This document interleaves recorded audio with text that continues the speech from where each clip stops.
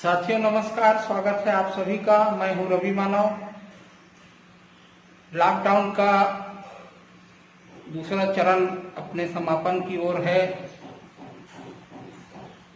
Lockdown में वैसे तो देश के हर हिस्से में, हर तबके में थोड़ी न थोड़ी असुविधा या परेशानी का सामना लोगों को करना पड़ा, लेकिन पूरे देश में सबसे ज़्यादा जो खबरें आई, जो तस्वीरें आई टेलीविज़न पर, अखबारों में या अन्य सोशल मीडिया माध्यमों में, वो तस्वीरें थी हमारे देश के तमाम मजदूरों की। जो प्रवासी मजदूर थे, उन मजदूरों को काफ़ी जद्दोजहद का सामना करना पड़ा। अधिकांश जो मजदूर हैं वो रोज कमाने रोज खाने वाली हालत में रहते हैं, तो उन मजदूरों को वापस अपने गांव आने का समय नहीं मिला और हमें ऐसे ऐसे भी दृश्य देखने मिले कि लोग अपने सिर पर कपड़ों की या सामान की पोटली रखकर और हजार हजार किलोमीटर, 1500 किलोमीटर की यात्राएं पैदल ही कर रहे हैं, भूखे प्यासे। तो सवाल ये आता है कि एक मजदूर जिसने पूरी दुनिया को बनाया, पूरी दुनिया के हर भवन को, हर बिल्डिंग को, हर इंफ्रास्ट्रक्चर को बनाने में जो मुख्य भूमिका है वो मजदूर की ही है, और आज वही मजदूर दर बदर की ठोकरें खा रहा है और उसकी पीड़ा, उसकी तकलीफ हमारे हुक्मरानों तक नहीं पहुंच पा रही है और वो इसी तरह से अपनी जिंदगी को जोखिम में डालने को मजबूर है।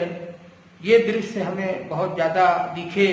बाकी लॉकडाउन की सारी परिस्थितियों को लोगों ने तो अपने अपने ढंग से बर्दाश्त कर ही लिया और इन प्रकार इसको निभाया ही।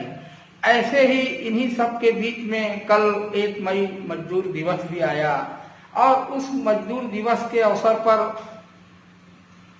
लोगों ने तमाम तरह से मजदूर बिरादरी के प्रति अपनी संवेदनाएं व्यक्त की और मजदूरों के योगदान को रेखांकित करने का अपने अपने ढंग से प्रयास किया। शायद आने वाले दिनों में मजदूर की पीड़ा, मजदूर की वेदना लोगों तक पहुंच पाए और उनका कोई निदान निकले, यही उम्मीद हमें करनी चाहिए और कर भी यही सकते हैं। तो मेरे एक मित्र, युवाओं के लिए हमेशा लिखने वाले, बोलने वाले राजेश बिस्सा जी, उन्होंने मजदूर दिवस के ऊपर मजदूरों की पीड़ा को व्यक्त करते हुए एक कविता लिखी। मैं चाहूँगा कि मैं उस कविता को मजदूरों को समर्पित करूं। राजेश बिस्सा जी की यह कविता मैं आपके समक्ष बताना चाहूँगा और इसी बहाने मजदूरों के प्रति मैं अपनी संवेदनाएं व्यक्त करना चाहूँगा। तो राजेश जी कहते हैं, ये कैसी जिंदगी, ये कैसी जिंदगी, रहने को छत नहीं, तन को वस्त्र नहीं, सूख चुकी आंखों से मृदंग ध्वनि निकले, भूख को सहलाती ये कैसी जिंदगी, ये कैसी जिंदगी। वज्राघाती कठिनाइयां दम घोटती हर पल, जिजीविसा ऐसी नहीं थमने दे जीवन, घिसट घिसट कटती ये कैसी जिंदगी, ये कैसी जिंदगी।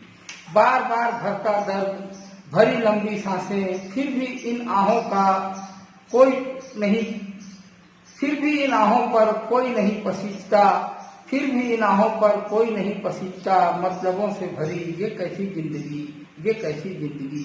गुलामी पसंद नहीं, गुलामी पसंद नहीं, शोषण से लड़ता नहीं, बोलता तू क्यों नहीं, निरुद्देश्य यह जीवन, मौन धरे काट रहा ये कैसी जिंदगी, ये कैसी जिंदगी। तो साथियों, मजदूरों की पीड़ा को हमारे मित्र राजेश जी ने यहाँ व्यक्त करने का प्रयास किया और हम सब आज के इस मौके पर यही दुआ कर सकते हैं, यही संभावना व्यक्त कर सकते हैं, यही उम्मीद कर सकते हैं कि हमारे देश की सरकार, प्रदेश की सरकार इस समस्या पर अपना ध्यान ले जाएगी। वैसे अभी ये भी सुनने में आया कि हमारे प्रदेश के मुखिया भूपेश बघेल जी ने प्रधानमंत्री जी को चिट्ठी लिखकर सभी देश के मजदूरों को जो जहां फंसे हैं वहां से उनके गंतव्य, उनके घर पहुंचाने की कोई व्यवस्था करने के लिए रेल चलाने का भी आग्रह किया। फिर ये भी सूचनाएं मिल रही हैं कि शायद देश की सरकार ने, रेल मंत्रालय ने और गृह मंत्रालय ने ये निर्णय लिया है कि देश भर के मजदूरों को उनके गंतव्य तक पहुंचाया जाए। तो यही कह सकते हैं, देर आए दुरुस्त आए। और ये 24 मार्च से जो लॉकडाउन लगा था और उसी समय से ये तकलीफें हमारे सामने आ रही थी, तो हमारे मजदूर भाइयों ने, मजदूर साथियों ने 1 माह से भी अधिक का समय इस पीड़ा में, इस संशय में बिताया है।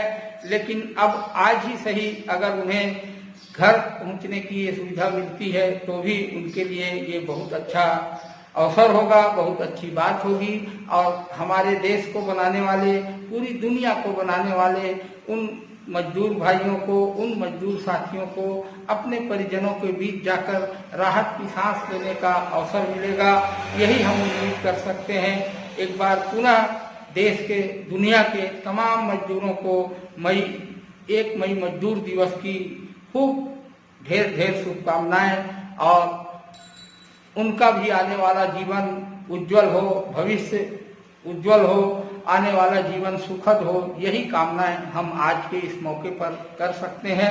मेरी बातों को आपने पुनः ध्यानपूर्वक सुना, इसके लिए हृदय से आभार। और मेरे मित्र राजेश बिस्सा जी को विशेष आभार, जिनकी इस रचना को मैं आज के अपने इस वीडियो में शामिल कर पाया। और पुनः मिलेंगे, आगे फिर बात होगी। आज के लिए बस इतना ही। जय हिंद, जय छत्तीसगढ़, नमस्कार।